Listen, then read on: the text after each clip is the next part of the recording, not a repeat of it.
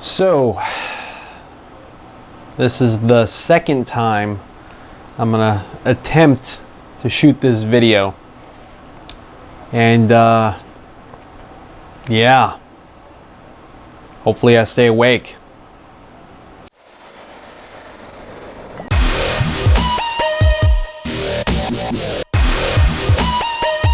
Due to my career, sometimes I have to work overnight, sometimes I work during the day, sometimes I work both. And yeah, yesterday I got home early in the morning and I was like, yeah, I'm tired, I'm exhausted, but let me just try to do it anyway. And it didn't work out so well. The interview version of itself, I was all slumped back in the chair like this, couldn't keep my head up. Actually felt like I was in like the Gravitron and my head was back, but I'm like, yeah, that's fine, let's just do some gameplay and the screen itself will do all the talking. And I woke up 4 hours later sitting in my rig with my head slumped over and terrible neck pain, and it was not fun. It was not cool, because I was supposed to have all this cleaned up yesterday. And yeah, explain that to the lady. But all right, so what we're doing today, what we will get done today, is the racing rig. I have it on a different place. We're going away from the iFinity setup. We're walking away from the 3 screens for just a little bit.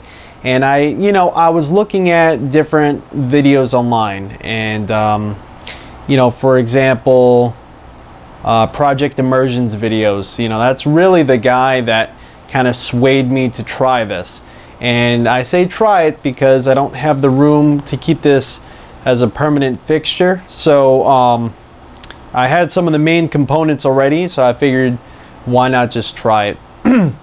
Well, what it is a curved projection screen, or something to project onto that is in fact curved. And what I did was I bought some whiteboard. It's what is that called? Boys Cascade board. It's kind of like a matte white finish. It has a slight texture to it. You do notice it's not like a very shiny finish at all. It is a matte finish. It almost looks like the same type of finish that you would find on a projection screen, maybe slightly more on the satin end of it. So you do, depending on the lighting situation, you do get some hot spots. It's really not that serious. If I was going to make a permanent fixture out of this, I would not even consider repainting it for my own personal use. Yeah, it probably wouldn't be perfect, but it's definitely good the way it is. So I picked it up from Home Depot. I think it was like 10 bucks for the sheet itself. It is 37 inches tall by 85 inches wide. And so it's a pretty big sheet. It's very flexible, but it does resist being bent up. So, I have a Cadillac CTS-V sedan, and I was able to bend it up onto itself and actually get it in the trunk. So that was neat.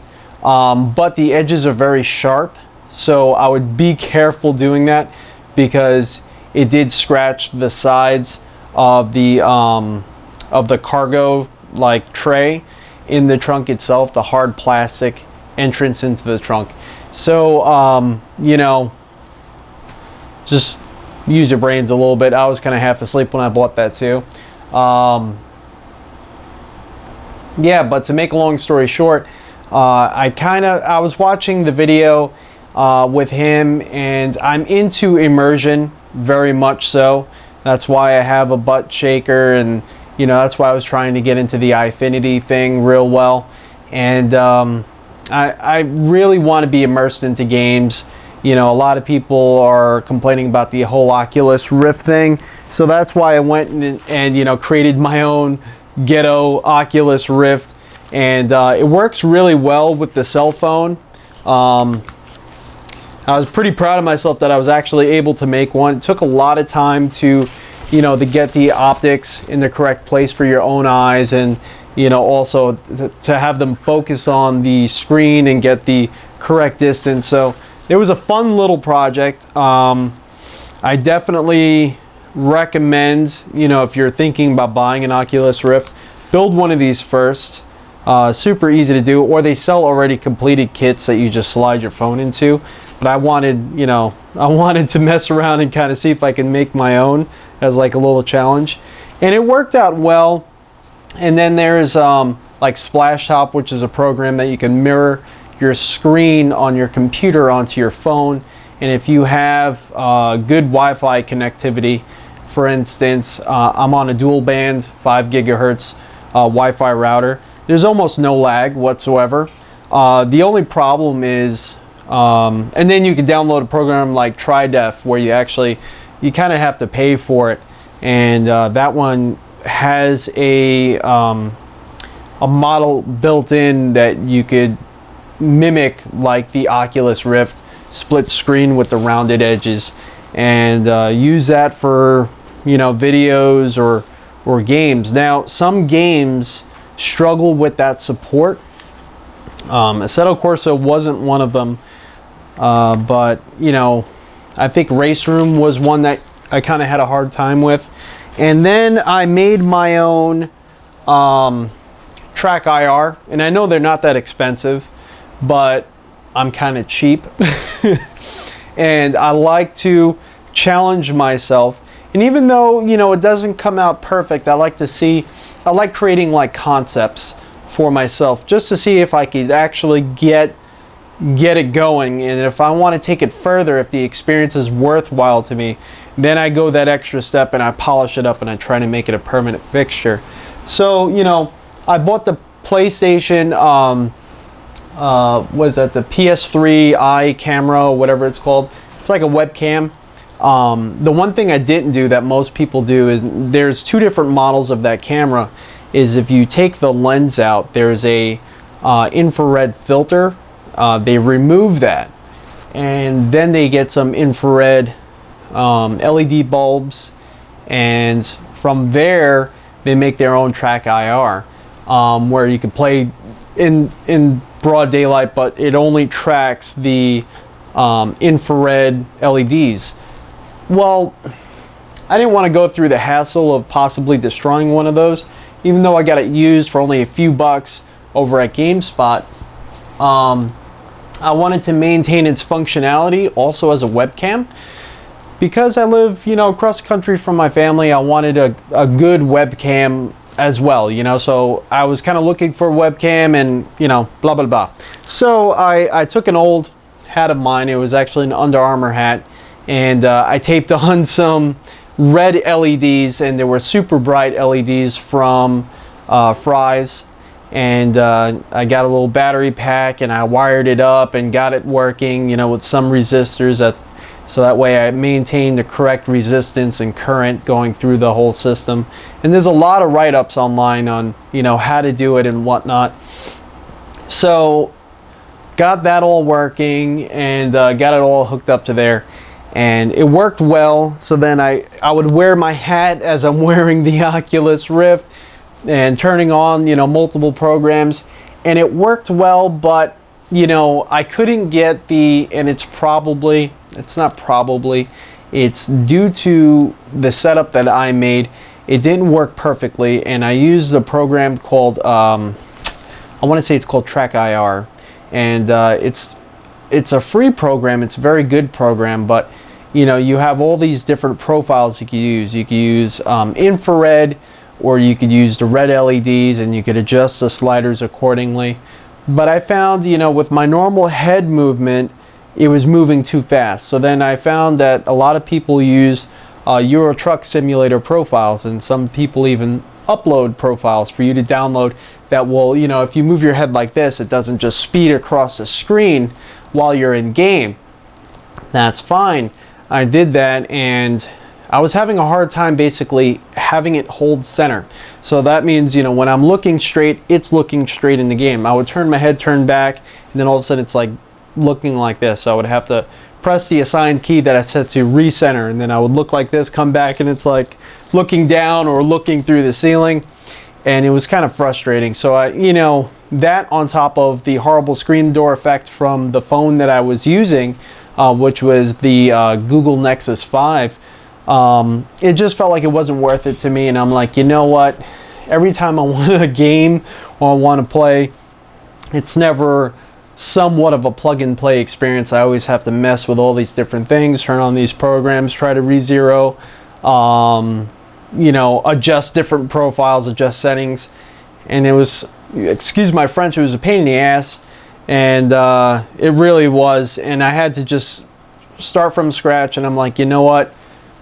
Let's go back to the Eyefinity, because that's as close to plug and play as I'm going to get. And I just want to, you know, I don't have much time to play. I don't have hours to play when I do play. So I just want to get on and go, you know. It was getting to the point where, you know, if I wanted to do a race or something, most of my time was spent just adjusting settings, and then all of a sudden I was getting called to, you know, go eat dinner or whatever, and or spend time or watch TV, and or go to work. You know, sometimes I'll work up until the moment where, you know, I gotta go to work, or, you know, if I just came out of work, I'm exhausted.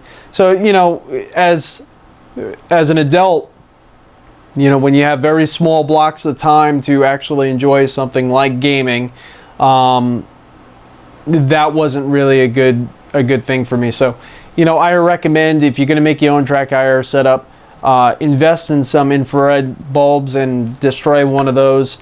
If you're going to go that route, or just buy the track IR setup that there's actually one out there that is, you know, a part of a kit where it has its own webcam for it, and its own, like, it's a clip that goes on your cap and your set, so that way you don't lose zero and you don't have to deal with all that garbage. But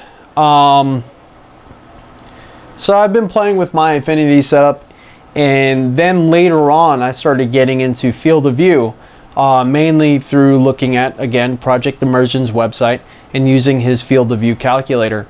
And that's when I really started appreciating my my Eyefinity setup, where I felt like everything was where it was supposed to be.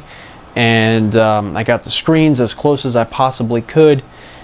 I think I sit about 18 or 19 inches from my front screen and the side screens, and I just, you know, it started really making sense to me.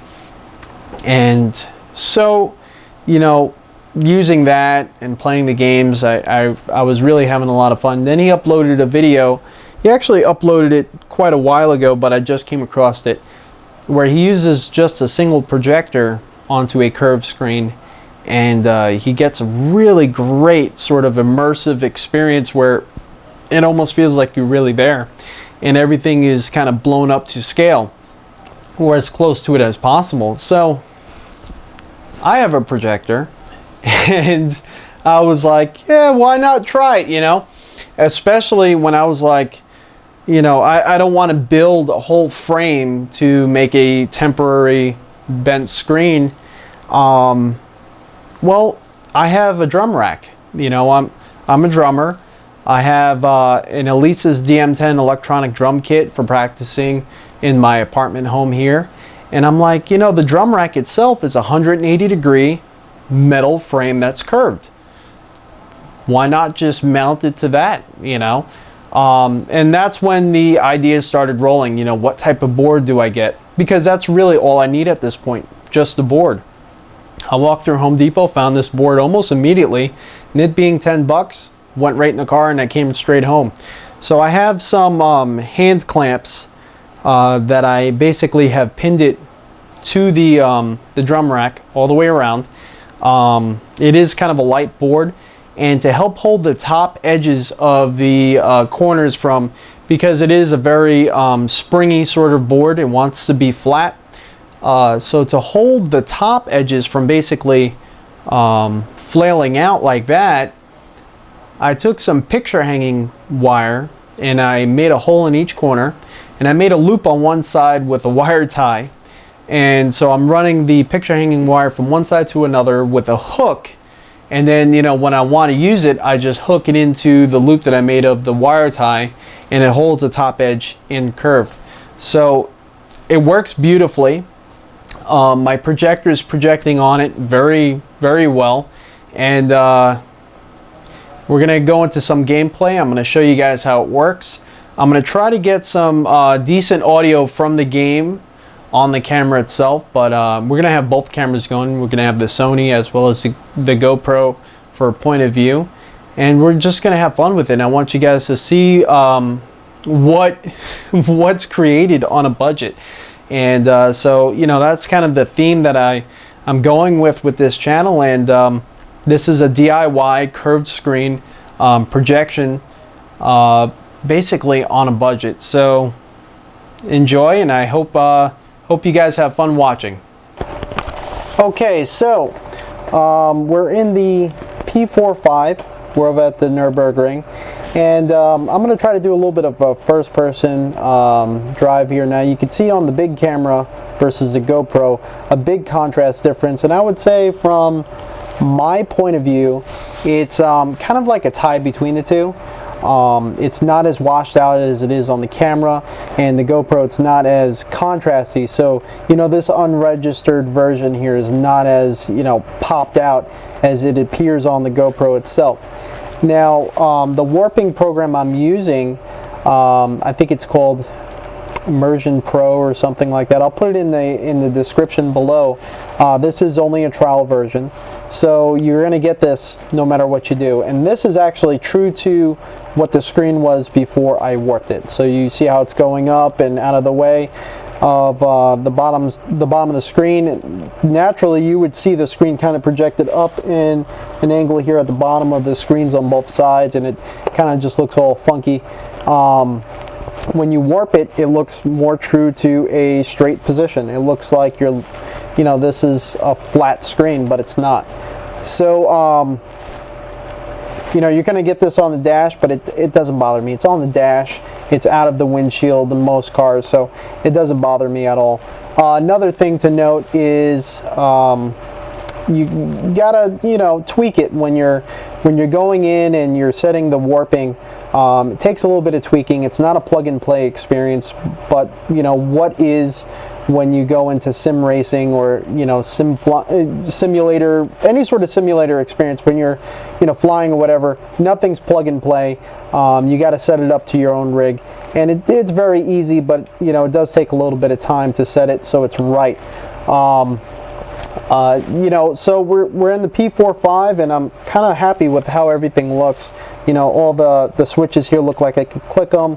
The sequential shifter here looks like I could grab it.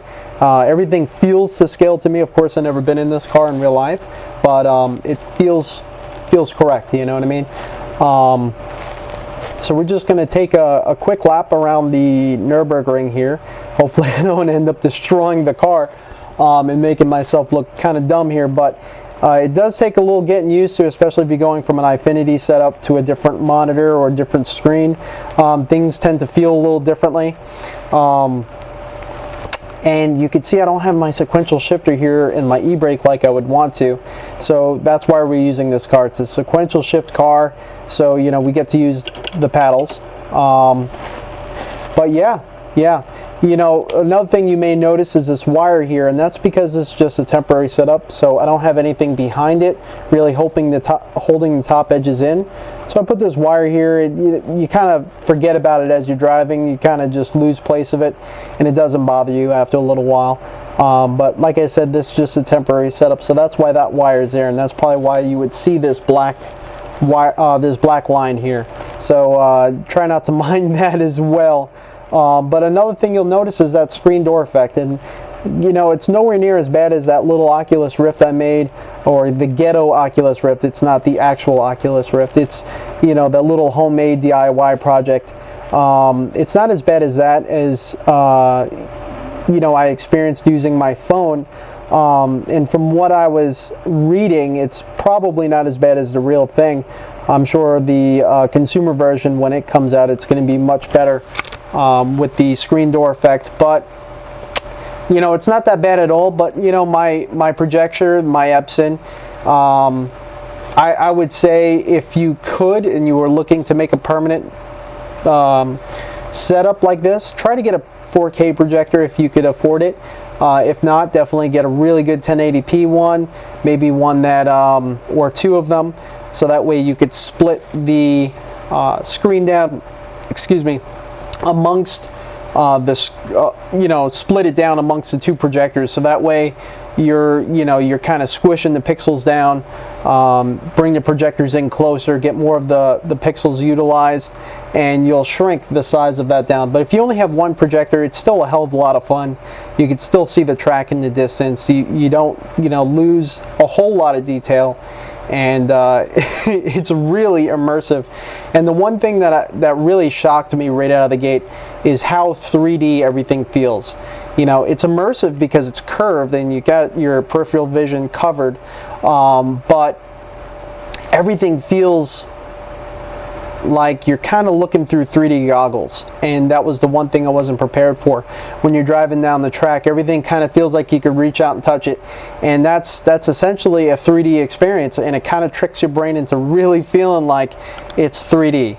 So, you know, that was the one thing I wasn't prepared for, and the one thing that it makes sense, but I wasn't prepared to think like it would be a 3D experience, and it really does kind of feel like a 3D experience when you get everything set up just right.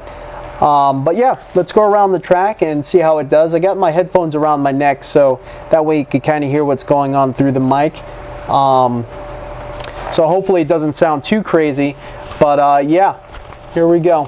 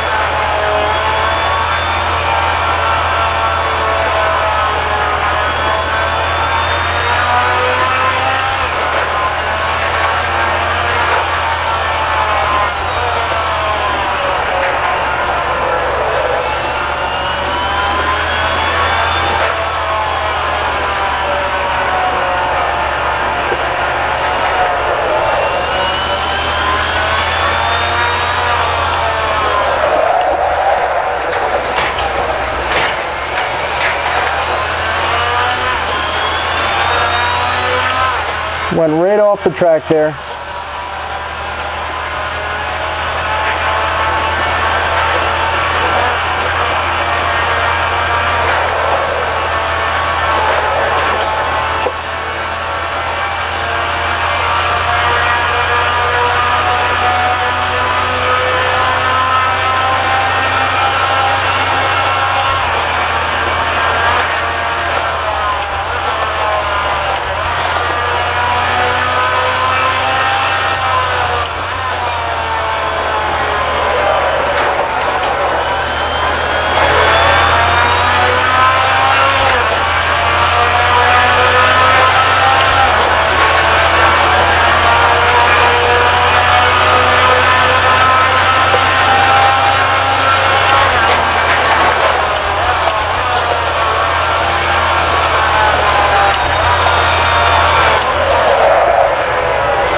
Almost lost it.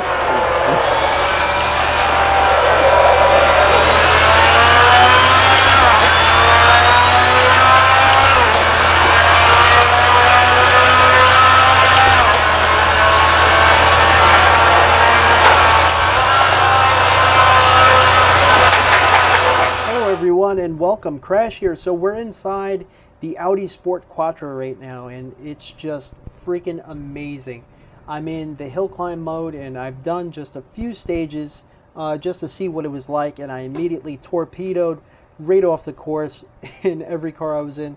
So I figured it would be fitting to try it. You know, it's going to be kind of funny. It's going to suck because I don't really have much practice, but these cars do not like e-brake, so I figured it would be fitting to use it in this sort of setting because I don't have my e-brake like I have on my normal rig with my Affinity screens. So, you know, these cars just like you to slow down, enter the turn, use more of a racing line, and really take it easy when you're entering turns and exiting turns in these cars. When that boost kicks in, the torque is just insane and the cars want to whip around. So this is more going to focus on just paddles and steering input. And, you know, of course, gas and brake being very light on the throttle in these cars here. So Just wanted to show you basically from the first person view. I'm not using any camera mod. This is the first person camera view in the game itself, unmodified. How just beautiful it looks with a curved monitor. It really does. You got the edge of the roof line there. You got my A pillar here. You got my dash. You have a gear shift indicator with my RPM monitor on the LEDs here. Don't just disregard this unregistered version. I'm using Immersion Display Pro as my screen warper program, and I'm using just a trial, so that's why you have that written there, because this is just temporary. This line here, if you see it, that's because I'm using a wire, picture hanging wire, to keep the top of the screen curved in. Again, this is just a temporary setup, and yeah, so, but you know, when you're playing, you kind of disregard those and you kind of just forget about that and just focus on the track, and it's beautiful. This down here is my boost gauge, so we're going to see that puppy going nuts in just a little bit. So I hope you guys enjoy. I'm going to put my headphones around the mic, so hopefully you guys can hear it pretty well. And I'm going to keep the commentaries pretty light because this is going to require pretty much all my concentration. So here we go.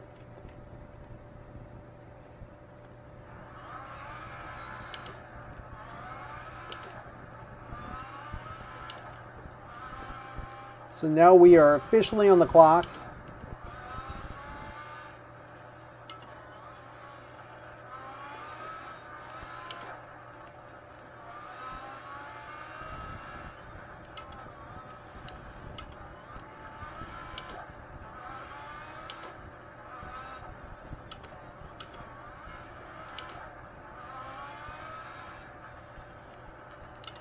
Pretty much it's deceptive how fast you're going into these turns when you're approaching them, so you gotta drive very cautious when you're in this view here. These turns kind of come up on you quick, and those road signs, unlike any other car game I've ever played, those road signs will destroy your face. I mean, if you hit those road signs, you could destroy your car, much like I would think in real life hitting a road sign at 80 miles an hour would be. Especially most of them are concreted in the ground, and you know, have a pretty sturdy stainless steel pole going into it. Hitting it with a real car is going to pretty much wreck the front of that car, and you get a sense for that when you hit in this game. Your car starts overheating and it catapults you off the track. It's not just like any other game where they just come flying out like as if they're a piece of paper. So you want to stay on the track at all costs in this game, and you want to take these turns as cautiously as possible.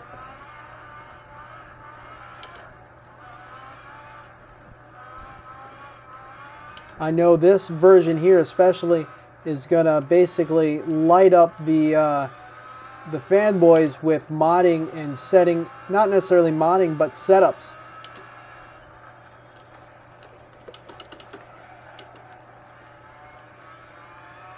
We slid that one in. That worked out pretty well. Didn't mean to, but it worked out. Whoa! Now I feel like my rear tires are just not gripping. That was weird. That rear end just kind of came out on me.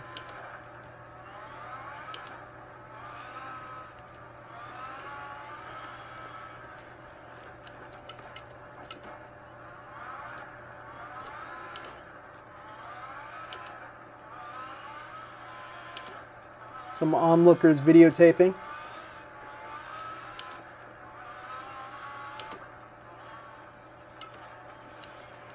I do not know what is around each corner, so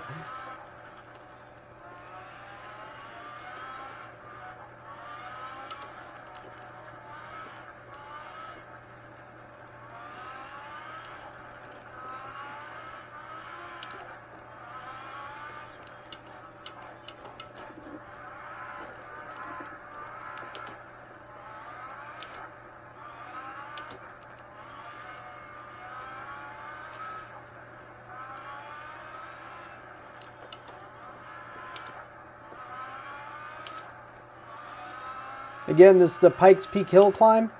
We're going full course.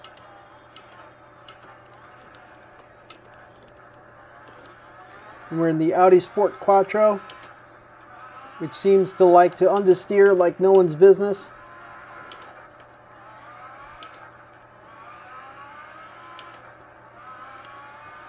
Until you touch that e-brake, and then you are twirling around like a ballerina going right off the track. But there is an area. Ah, darn it. See if we could get back on the track before that countdown. That's what I get for trying to talk. But there is an area where you can do like a car setup, and you can change the differentials, the strength of the differential, suspension bumps, stuff like that. So I'm sure there's going to be some guides on how to set these cars up to make them handle real nice. Hey everyone, so I hope you enjoyed the video. I hope you enjoyed what the projection setup looked like. One thing I will say that I was not expecting, and it's the sense of 3 dimensions when you're inside there. You know, it really reminded me of looking, you know, this TV behind me that I'm using as a main monitor. That there is a 3D TV, so when I put on my goggles, I get, you know, if I'm watching a 3D movie, you get a really good sense of 3D. Or if you go to a movie theater and you watch a 3D movie, that's kind of like what it was reminding me of. And I didn't notice it right when I sat in the rig and I was looking. I noticed that everything looked correct. You know, the cars that were in the background on the sides of the track on Dirt Rally. There's a lot of always cars and spectators on the sides of the tracks. It looked correct. Everything looked correct to me. But when I was driving and I was approaching turns, I wasn't really expecting to feel a real sense of 3 dimensions, that everything had a layer to it. And it almost felt like I was looking through 3D goggles at a 3D display, and none of which what I have is 3D. So in other words, there was a trick being played by my brain, convincing it that there was dimensions and there was layers and there was a windshield that was such distance away. And it's not something that you get with a triple monitor setup. With a triple monitor setup, you could get your field of view correct. You could feel like, you know, everything is to scale in, you know, where you're looking, and you could bring the dash down in some cars when you could adjust your seat. Dirt Rally, and you know, correct to where your steering wheel is, and you could get a good point of view of what's going on from your, you know, your place, and basically treat these as your windows to the world outside where you're, you know, you're gaming. But you never really get a sense of 3 dimension in the aspect of like 3D TV, 3D viewing, you know. And I was not expecting to feel that while I was playing. And when it hit me, it was noticeable. I actually was like, whoa, wait a minute, you know. So that was neat. Would I do this again?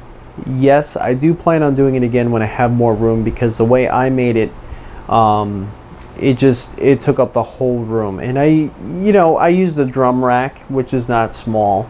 But it's not big either. It has a nice curved shape to it, which I felt my rig kind of fell in the middle of it very well, and I didn't feel like I was being enclosed in. The projector was still able to display on all edges of the screen itself without actually fading on the edges at that sort of curve. So I felt it was a very appropriate curve. And I also made it very big. I made it 84 inches wide by 37 inches tall. But what it gave me with that kind of drum rack, you know, that kind of curved angle, was basically peripheral coverage way past my head. So even when I turned my head, I still actually seen the game beyond that. So I really was like encapsulated in the game itself. So If you have a projector and you have some means of at least temporarily setting up a curved screen, I definitely recommend you actually giving it a shot. It's a hell of a lot of fun. It's a nice project.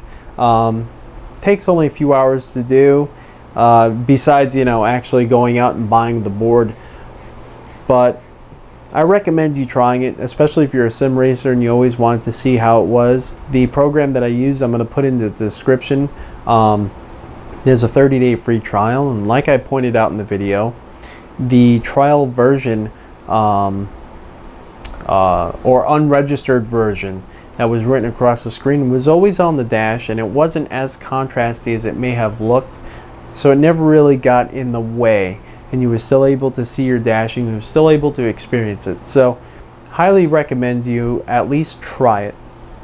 Now my projector itself, I wouldn't recommend using it on a permanent setup because it's only 720p, and I bought it because it's LED, doesn't really get that hot. It has a lot of lumens for a big room and to display on a 100-inch display, which I use as my main theater viewing. But you know, it's like an amateur home theater setup. You know, it's not really anything that I was making out to be like, you know, one of those big fancy rooms. This is just for my my own pleasure of viewing movies with my lady every so often, and it's awesome. We like it. The movie quality is actually really good. We sit approximately, I would say, 15 feet maybe from the screen itself, so you don't notice pixelation. You can still read all the words on the screen perfectly fine. 720p is really not that bad when you're viewing movies, especially in Blu-ray or whatnot. But when you're up against the screen, like in that rig, I was really close. I think it was like 20 inches away from the screen.